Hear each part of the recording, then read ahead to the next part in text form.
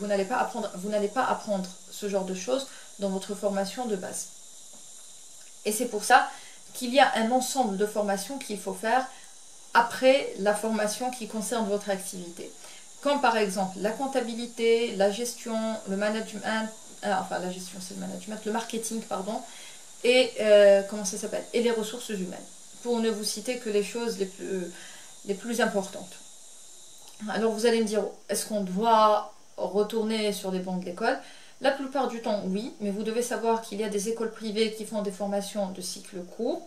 C'est payant, bien sûr, hein, parce qu'il y a, c'est un investissement, une école, donc c'est des formations qui sont payantes. Et pour les plus radins d'entre nous, je plaisante, hein, c'est juste une façon de dire les choses. Pour les plus économes d'entre nous, il faut savoir qu'il y a des associations qui font ces entreprises pour de jeunes investisseurs ou pour de jeunes futurs investisseurs et entrepreneurs, et qui font ce genre de formation gratuitement. Il faut juste bien chercher. En fait, vous pouvez tomber sur des associations qui font ce genre de formation. C'est des formations de cycle court, hein, ça dure entre 3 jours et une semaine, mais on apprend beaucoup parce que ces associations font appel à des professionnels, à des gens qui ont réussi et qui ont la gentillesse de bien vouloir partager leur expérience avec de jeunes futurs investisseurs ou de futurs entrepreneurs. Voilà. Donc, on était aux formations supplémentaires. Et quatrième point, il faut savoir combien va vous coûter votre projet. Mais il faut évaluer, il faut faire une évaluation aussi proche de la réalité que possible. Parce que la plupart du temps, quand on veut démarrer une activité, on est euphorique et on ne voit que ce qu'on a envie de voir. On ne prend en compte que des éléments qu'on veut prendre en compte. Et c'est pas bon. Par exemple, lorsqu'on calcule le montant d'investissement d'un projet, en général, on prend en compte que le matériel. Mais on ne prend pas en compte l'endroit où on va le mettre. On ne prend pas en compte l'argent qu'on va dépenser en matière d'études, en matière de formation. Il y a plein de choses, il y a plein de dépenses, qu'on ne prend pas en compte ou qu'on fait exprès de ne pas prendre en compte le montant global de la réalisation du projet, mais alors que non, c'est faux. Il faut prendre en compte tous les aspects de la réalisation du projet. Il faut prendre en compte les aspects positifs et les aspects négatifs de la réalisation du projet, pour être au courant en fait de toutes les choses qu'on va devoir faire, de tous les sacrifices qu'on va devoir faire pour réaliser un projet. Et pour pouvoir se préparer, pour débloquer un montant qui soit cohérent. Par exemple, un projet, il coûte 200 millions, il va me coûter 200 millions. Ou pour me donner du courage, je vais me dire, non, il va coûter que 50 millions de matériel. Et les 150 millions de frais, je vais découvrir qu'il y a un hangar, il y a des frais imprévus, il y a des retards, les délais de réalisation. Le projet, il sera 100 millions, ou 50 millions. Déjà, juste le choc. La différence, c'est que 150 millions, c'est un choc sur le plan psychologique, c'est pas ce qui est le plus agréable. Et en plus de ça, quand on n'est pas préparé à dépenser de l'argent, on le dépense difficilement. C'est-à-dire qu'il faut débloquer des fonds. Et on tarde à trouver les fonds qu'on doit débloquer pour la réalisation du projet en question. Et il faut aussi prendre en compte un élément très important, c'est le temps, la durée de réalisation du projet.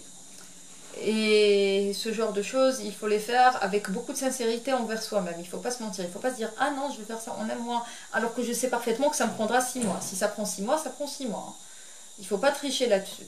Ce que je vous dis peut paraître évident pour certains, mais d'après certaines questions et d'après les discussions que j'ai avec pas mal de personnes et d'après ce que je regarde sur les réseaux sociaux, c'est pas si évident que ça.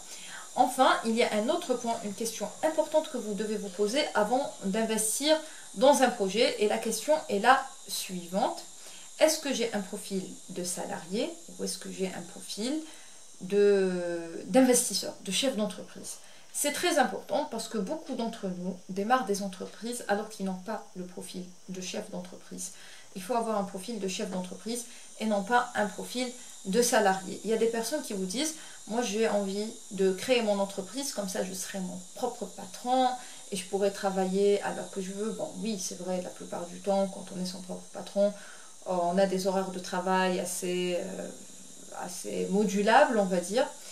Mais la vérité, c'est pas ça la vérité en fait. Il y a des personnes qui aiment travailler de 8h à 16h, ou bien qui veulent travailler 4 heures par jour, 6 heures par jour seulement, ou qui veulent avoir une rente à la fin du mois, ce qu'on appelle un salaire. Ces gens-là n'ont pas un profil d'investisseur, ces gens-là ont un profil de salarié. Il n'y a aucun mal à avoir un profil de salarié.